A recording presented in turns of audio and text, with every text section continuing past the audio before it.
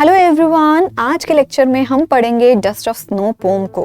Dust of snow pome लिखी गई है रॉबर्ट फ्रॉस्ट के द्वारा, जहां पर रॉबर्ट फ्रॉस्ट बहुत ही ज़्यादा सैड हैं, बहुत ही ज़्यादा डिप्रेस हैं और वो एक हैमलॉक ट्री के नीचे से निकलते हैं। अब हैमलॉक ट्री पर एक क्रो बैठा होता है और वो स्नो पार्टिकल्स को उन पर गिर देता है, जिससे उनका जो मूड है वो सैड से हैप्पी हो जाता है। इंटरेस्टिंग लग रही है ना? तो आइए छोटी सी पोम को फटाफट से पूरी वीडियो से वाइंड अप कर देते हैं। Hello everyone, welcome to science and fun class 9th and 10th YouTube channel. मेरा नाम है रुबैना तलवार और आज हम पढ़ेंगे एक छोटी सी poem that is dust of snow. अब ये पोम जो है रॉबर्ट फ्रॉस्ट ने लिखी है, बस इतना ही हमें याद रखना है। लेकिन सबसे पहले बेटा हमें इसका टाइटल को डिस्कस करना है। Dust of snow. Dust of snow मतलब क्या होता है? अगर आपने कभी स्नो देखी है, मतलब बर्फ गिर रही होती है, अब अभी यहाँ पर तो सर्दी चल रही है, तो अगर आप मनाली साइड जाते हो तो स्नोफॉल देखते हो, है ना? तो जो स्नोफॉल होती है वो मतलब यहाँ पर डस्ट ऑफ स्नो मतलब जो स्नो के पार्टिकल्स हैं उसे डस्ट से के पार्टिकल से कंपेयर कर रखा है। मतलब यहाँ पर क्या बोल रखा है कि जैसे धूल उड़ती है वैसे स्नो उड़ रही है। Ultimately this is the meaning. ठीक है, तो बहुत ही छोटी सी पोम है, हार्डली 5 मिनट की भी नहीं है, लेकिन हम question answer NCERT with extra question answer इस पर देखेंगे। The way a crow Shuk down on me the dust of snow from a hemlock tree. यहाँ पर रॉबर्ट फ्रॉस्ट कहते हैं the way a crow. Crow क्या होता है? कौवा। ठीक है, वो यहाँ पर कह रहे हैं द वे मतलब क्या होता है? प्रकार, तरीका। ठीक है, जिस प्रकार से इस कौवे ने शुक down the dust of snow from the hemlock tree on me, मैंने यहाँ पर अज्यूम्ड रखा है। ठीक है ना? तो यहाँ पर बेटा एक चीज समझिए, बहुत सिंपल सी है। फॉर एग्जाम्पल एक हेमलॉक ट्री है। हेमलॉक ट्री क्या होता है? हेमलॉक ट्री मतलब जहरीला पौधा, मतलब जो बाद में जाके पेड़ बन जाएगा, है ना? तो हेमलॉक मतलब अल्टीमेटली क्या होता है? जो बहुत ही ज्यादा जहरीला है। और जो क्रो है, अगर मैं यहाँ पर कहूँ तो अगर हम हैप्पीनेस को देखें तो बर्ड्स को रेफर किया जाता है, लेकिन अगर हम सैडनेस को देखें, ब्लैक कलर अगर हम देखें तो वो सैडनेस मतलब कि क्रो को रेफर किया गया है। पहली बात, क्रो यहाँ सैडनेस को रेफर कर रहा है। तो यहाँ पर ये बोला गया है द वे अ क्रो, जिस प्रकार से कौवे ने धक्का मारा। क्या धक्का मारा? किसे? हेमलॉक ट्री को, और उस पर जितनी बर्फ थी वो मेरे ऊपर आकर गिरी। द डस्ट ऑफ स्नो, जैसे कोई धूल नहीं हो जाती, धूल की बौछार हो जाती है, वैसी धूल की बौछार मुझ पर हुई है। ठीक है, तो यहाँ पर बोल रहे हैं the way a crow Shuk down on me the dust of snow from the hemlock tree. जिस प्रकार से कौवे ने धक्का मारा ट्री को और उस ट्री पर जो बर्फ गिरी थी, अल्टीमेटली हम ये कह सकते हैं कि अगर ये ट्री है तो यहाँ पर पोएट नीचे है और कहीं गुजर रहा है। मतलब ट्री यहाँ पे अगर कोई रोड कह सकते हो, जो हम अल्टीमेटली ये कह रहे हैं कि जो पोएट है यानी कि रॉबर्ट फ्रॉस्ट, ठीक है, जैसे कि जो रॉबर्ट फ्रॉस्ट है वो ट्री के नीचे से गुजर रहे हैं, तो क्या हुआ? उसके ऊपर एक क्रो बैठा है। कौन बैठा है? क्रो बैठा है। तो रॉबर्ट फ्रॉस्ट यहाँ पर बहुत ही ज्यादा सैड है अल्टीमेटली। ठीक है, तो उन्होंने कहा द वे अ क्रो, जिस प्रकार से जो क्रो है उसने धक्का मारा और क्या गिराया मुझ पर? The dust of snow. Dust of snow मतलब कि हम ये कहें जैसे कि धूल के पार्टिकल होते हैं, उसे कंपेयर करा है स्नो पार्टिकल से। ठीक है, from a hemlock tree. Hemlock tree मतलब एक जहरीला पौधा जो बाद में ट्री बना, मतलब हमने कहा हेमलॉक ट्री मतलब जहरीला पेड़। ठीक है, हेमलॉक जनरली रेफर करते हैं हम जहरीला पौधा को या पॉइजनस ट्री को। ठीक है, ठीक है, पॉइजनस प्लांट बाद में जाके जो ट्री बन जाता है अल्टीमेटली वो। ठीक है, ओके, हेमलॉक ट्री। आगे चलते हैं। Has given my heart a change of mood and saved some part of a day I rued. अब यहाँ पर देखिए क्या लिख रखा है कि एक हमारा ट्री है, ठीक है, उसके ऊपर एक क्रो बैठा है और नीचे से रॉबर्ट फ्रॉस्ट जो हैं वो गुजर रहे हैं। तो वो कहते हैं कि ये जो क्रो है जो हेमलॉक ट्री पर बैठा है, उसने पेड़ की डाली को हिलाया होगा और उस पे जो भी स्नो है, मतलब व्हाइट कलर के स्नो है, वो उन पर आकर गिरी। तो यहाँ पर रॉबर्ट फ्रॉस्ट कहते हैं has saved, has given my heart a change of mood, it means कि यहाँ पर रॉबर्ट फ्रॉस्ट बहुत ज्यादा सैड हैं, क्योंकि क्रो से को रेफर कर रहे हैं। क्रो पे कोई पोम बनाता है? नहीं बनाता ना। तो यहाँ पर वो कह रहे हैं कि has saved, has given my heart, मतलब कि जो यहाँ पर जो स्नो गिरी है उसमें जो उनकी हार्ट की फीलिंग्स है, मतलब जो उनकी फीलिंग्स हैं वो चेंज हो गई हैं। फीलिंग्स जो है वो चेंज हो गई हैं, मतलब सैडनेस से अब वो थोड़े से पॉजिटिव एस्पेक्ट पर जा रहे हैं। और has saved some part of the day I rued, मतलब कि कुछ हम ये कह सकते हैं आधा दिन जो है वो बीत चुका है, ठीक है। जो हैज सेव्ड सम पार्ट मतलब दिन का जो बाकी हिस्सा बचा है, ठीक है, वो बच गया है बिगड़ने से, जो वो बिगाड़ चुके थे। मतलब क्या? And save some part of a day I had rued, मतलब वो यहां पर कह रहे हैं कि जो दिन है जो मैं बिगाड़ चुका था, बाकी दिन जो बचा वो ठीक हो गया इस एक्टिविटी से, ठीक है। बहुत सिंपल सी है। रॉबर्ट फ्रॉस्ट जा रहे हैं, ऊपर एक क्रो बैठा है हेमलॉक ट्री पर, उसने पेड़ की डाली को हिलाया और स्नो पार्टिकल्स उन पर गिरे, जिन्हें उन्होंने बोला जैसे डस्ट, जैसे धूल उड़ती है वैसे स्नो उड़ी और उनके ऊपर गिरी। अब अल्टीमेटली वो आगे ये कहते हैं हैज गिवन माई हार्ट, उस एक्टिविटी ने, जो स्नो मेरे पे गिरी, उसने मेरा मूड, जो इस तरीके से मेरा जो थॉट प्रोसेस था उसे चेंज कर दिया और बाकी का दिन बचा दिया जो मैं खराब कर चुका था, मतलब कि जो मैं बिगाड़ चुका था, मतलब I was not happy actually. तो यहां पर उन्होंने छोटे से इंसिडेंट में मैं ये कह सकती हूँ कि उन्होंने एक पोम लिख दी और बहुत ही सिंपल है। और जनरली 2 से 3 नंबर का क्वेश्चन बस एक 8 लाइन की पोम्स से आ जाता है, ठीक है। तो रॉबर्ट फ्रॉस्ट, ये 1 मार्क का क्वेश्चन ये हो गया। बाकी 2 मार्क्स में आपको कभी भी हम ये कह सकते हैं कॉम्प्रिहेंशन टाइप में या एनसीईआरटी क्वेश्चंस जो होते हैं, आप अल्टीमेटली मान के चलिए डस्ट ऑफ स्नो में से 2 नंबर का क्वेश्चन तो आता ही आता है। 8 लाइन की पोम 2 नंबर पक्के, क्या बात है। चलिए क्वेश्चन करते हैं तो थोड़ी सी और क्लैरिटी हो जाएगी हमें, है ना। What is the dust of snow, what does the poet say has changed his mood, how has the poet mood change. अब अल्टीमेटली वेरी इंपॉर्टेंट क्वेश्चन, इसी पर ना घुमा फिरा के बाकी के क्वेश्चन पूछ रखे हैं, सबसे इंपॉर्टेंट क्वेश्चन है और एनसीईआरटी का है। अ डस्ट ऑफ स्नो मतलब टाइनी पार्टिकल, मतलब छोटे पार्टिकल ऑफ स्नो जो put together. Dust of snow क्या है? धूल, धूल के जैसे स्नो के जो पार्टिकल्स है उसे कंपेयर कर रखा है धूल के पार्टिकल से, राइट। तो वही है डस्ट ऑफ स्नो क्या है, मतलब ये है छोटे कण जो हैं बर्फ के, जिसे इकट्ठा कर रखा है। The falling of dust of snow, the poet changed his mood. तो उससे क्या हुआ, जो पोएट का मूड था वो चेंज हो गया, ठीक है।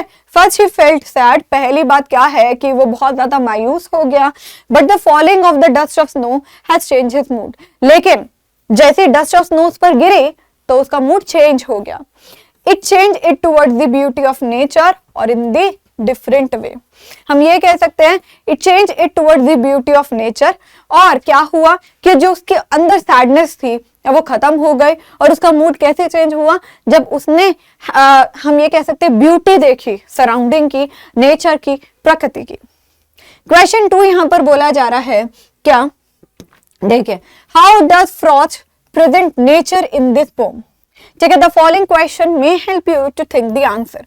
पहला क्वेश्चन क्या है, what are the birds that are usually named in the poems. Generally अगर आप कोई भी पोम पढ़ते हो तो कौन सी जो बर्ड्स होती हैं उनका नेम बोला जाता है, ठीक है। Do you think a crow is often mentioned in poem, क्या आपने कभी देखा है कि किसी क्रो पर पोम लिखी गई? मुझे तो नहीं लगता, because crow refer to the sadness actually, ठीक है। What images come in your mind when you think of a crow, कौन कौन सी इमेजेस आती है आपके दिमाग में जब भी आप क्रो के बारे में सोचते हैं? तो आपको आंसर लिखना है, क्या बोलोगे? Bird with great qualities are usually named in the poem. जैसे कि हम कहीं पॉपुलर बर्ड्स आ गए, कुकू, पीकॉक, पैरेट एक्सेट्रा, इन्हीं का नाम लिया जाता है। और जो क्रो होता है वो शायद रेयरली, मतलब मुश्किल से या शायद ही कभी मेंशन किया जाता है। हाउएवर जो क्रो है वो मेंशन किया रखा है वेयर देयर आर प्रॉब्लम, जहां पर बहुत ज्यादा दिक्कतें हैं। ये बहुत ज्यादा सीरियस थीम्स है, मतलब कि बहुत ही ज्यादा सीरियस विषय है। क्रो नेगेटिव सैडनेस को दिखाया जाता है, मतलब प्रॉब्लमेटिक सिचुएशन को दिखाया जाता है। ठीक है। उसके बाद when I think I make images of sadness, तो जब भी मैं क्रो को देखती हूँ तो मुझे सैडनेस रेफर किया जाता है, ठीक है। After reading the dust of snow, और जब मैंने डस्ट ऑफ स्नो पढ़ी तो अल्टीमेटली मेरा मोटिव ही यहाँ पर ये था कि जैसे मैंने पढ़ा तो मैंने आपको पहले ही बता दिया कि भाई क्रो मुझे तो सैडनेस दिखाता है, नेगेटिवनेस दिखाता है, अल्टीमेटली प्रॉब्लमेटिक सिचुएशन को दिखाता है। Question number 2, again what is a hemlock tree? Hemlock tree क्या होता है? Why doesn't the poet write about a more beautiful tree such as maple और एन ओक और अ पाइन ट्री? देखिए generally maple, oak और pine ये बहुत ही beautiful होते हैं। हैमलॉक ट्री क्या है? एक जहरीला पौधा, ठीक है, जहरीला पेड़, जो पौधा यार बाद में पेड़ बन जाता है अल्टीमेटली, है ना। तो the poet has written a hemlock tree which is a poisonous tree. He has not written about more beautiful trees such as maple, oak और pine tree। क्यों? क्योंकि ये जो ट्री होते हैं ये सिंबलाइज करते हैं ब्यूटी को और हैप्पीनेस को, लेकिन अल्टीमेटली क्रो भी सैडनेस को दिखा रहा है, और यहाँ पर क्या है, जो पेड़ पर बैठा है वो भी नेगेटिव है। तो Robert Frost wanted to represent feeling of sadness and regret is the way which he used as a hemlock tree। Third, what do the crow and hemlock represent? Joy और sorrow। क्रो और hemlock क्या represent करते हैं? खुशी को या गम को, ठीक है। What does the dust of snow the crow shakes off a hemlock tree stand for? अब what does the dust of snow the crow shakes off a hemlock tree stand for? ये क्या दर्शा रहा है अल्टीमेटली, ठीक है। Crow और hemlock tree जो होते हैं वो रिप्रेजेंट करते हैं सोरो को और हार्मफुल थिंग्स को जो होती हैं, ठीक है। डस्ट ऑफ स्नो स्टैंड करता है फॉर सम नेचुरल हैप्पीनेस को या समथिंग वेरी हैप्पी। तो इसका मतलब ये है जो सैड डे होता है वो चेंज होने वाला है। It is going to change into something joyful for the poet. मतलब ये चेंज होने वाला है कुछ बहुत ही ज्यादा joyful for the poet. Clear? Question number 3, have there been many time when you felt depressed और होपलेस? क्या कभी जिंदगी में आपके पास इतना टाइम आया है या जब आपको लगे कि आप बहुत ज्यादा निराशाजनक हो गए, मतलब कि कोई आशा ही नहीं रह गई, होपलेस हो गए, बहुत ज्यादा डिप्रेस हो गए? Have you experience a similar moment that change your day, that change your mood actually ultimately? तो देखो, there have been times when I felt sad, depressed और होपलेस, ठीक है, but after something had taken place that has changed those sad movement into movement of happiness. Example यहाँ पर देखिए, this is the example जो मेरा खुद का नहीं है, ठीक है, लेकिन एक स्टूडेंट पे डिपेंडेंट है तो वो लिखा हुआ है, ठीक है। तो उसने आंसर लिखा था कि एक बार ना मैं बहुत ज्यादा सैड फील कर रहा था, ठीक है, मेरे को ना रिजेक्शन लेटर मिला था डांस शो से, लेकिन 1 घंटे बाद या उससे मुझे फिर टेलीफोन आया और मुझे कहा गया कि तुम्हें दूसरा डांस शो को ज्वाइन करना है। तो ऐसे जो डिप्रेशन थी, वो जो होपलेस था, वो वापस चेंज हो गया। Question 1, the way a crow shook down on me the dust of snow from a hemlock tree. Name the poem and the poet. Dust of snow, poet Robert Frost. Where was the crow? It was on the hemlock tree. What did the crow do? उसने क्या करा था? hemlock tree को shake किया था और dust of snow poet पे गिरा दी थी। What does the hemlock tree represent? hemlock tree जो होता है वो unfavorable माना जाता है। तो चलो, तो पहला क्या है, ये जो लाइन है has been taken from the poem dust of snow, जो कंपोज करी गई है रॉबर्ट फ्रॉस्ट के द्वारा। जो क्रो है वो किस पर है? हैमलॉक ट्री पर। और जो क्रो है उसने ट्री को ऐसे शेक किया कि जो डस्ट ऑफ स्नो है वो पोएट पर गिर गई। फोर्थ, और जो हैमलॉक ट्री है वो एक पॉइजनस ट्री है। It is not consider favourable और इट रिप्रेजेंट सॉरो। और ये क्या रिप्रेजेंट करता है? सॉरो। हिंदी मीनिंग्स लिख रखे अगर आपको कोई वर्ड मीनिंग ना आए। Has given my heart a change of mood and saved some part of the day I ruled. तो इस पर है who is I has given my heart a change of mood. ठीक है, what changed the mood of the poet? ठीक है, what did the poet decide? And fourth is what was the mood of the poet before and after the incident? I is the poet himself here. ठीक है, the poet mood change when the dust of snow from the hemlock tree fall on the poet by the crow. Third, the poet यहाँ decided to save the rest of the day so that there is no harm or sorrow for him. और जो poet है वो depressive mood में था क्योंकि जो incident है और बाद का जो इंसिडेंट है वो एक इंजॉयबल मूड में चेंज हो गया था. Extra question, how did the crow change the poet mood? Very important question. ठीक है, जो पोएट था वो कहीं जा रहा था एक स्नोई मॉर्निंग में और वो बहुत ज्यादा अपसेट था. ठीक है, जो ट्री था वो कवर्ड विथ स्नो डस्ट. ये आपको बोलना है क्योंकि वो हेमलॉक ट्री पर जैसे उसने शेक किया तो क्या हुआ, स्नो पार्टिकल्स गिरे थे. तो आपको ये बताना है कि एक ट्री के नीचे से जा रहा था, उस पर स्नो गिरी हुई थी. ठीक है, a crow sitting on a hemlock tree shook the tree in such a way that some dust of the snow fell on the poet. और this changed the mood and he became happy and relaxed. और इससे mood change हो गया था और वो happy और relaxed feel हो गया था. Question 2, what was the reaction of the poet when the dust of snow fell on him? क्या रिएक्शन था पोएट का जब डस्ट ऑफ स्नो उस पर गिरी थी? अल्टीमेटली क्वेश्चन है कि यार 8 लाइनों में कितने क्वेश्चन बना लोगे, लेकिन अलग अलग पॉइंट से अलग अलग तरीके से सेम क्वेश्चन पुट किया गया है. ठीक है, नॉर्मली जब पीपल सोचते हैं कि जो क्रो और हेमलॉक ट्री होते हैं वो ऑस्पिशियस होते हैं, but when the dust of snow from hemlock tree fell on the poet it took it to the other way. He was depressed and sorrowful. लेकिन जो moment जो crow shook the hemlock tree, dust of snow fell on him. He felt unburdened and relieved. Question number 3. How does the poet react to the crow and hemlock tree? Poet ने कैसे react करा था crow को और hemlock tree को? जो crow है और hemlock tree है उसे माना जाता है inauspicious.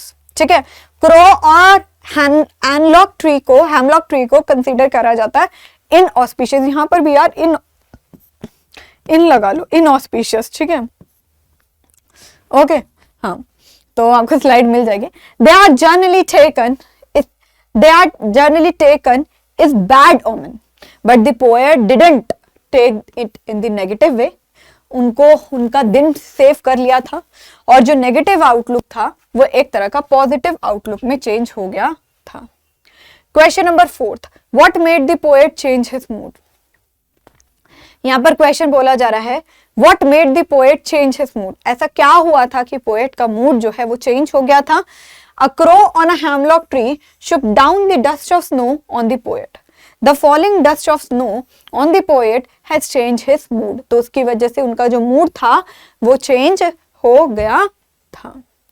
5th क्वेश्चन, देखिए 8 लाइनों पर मैंने 5 एक्स्ट्रा क्वेश्चंस, ठीक है, आपके आगे दिखा दी कि कैसा क्वेश्चन पूछा जा सकता है.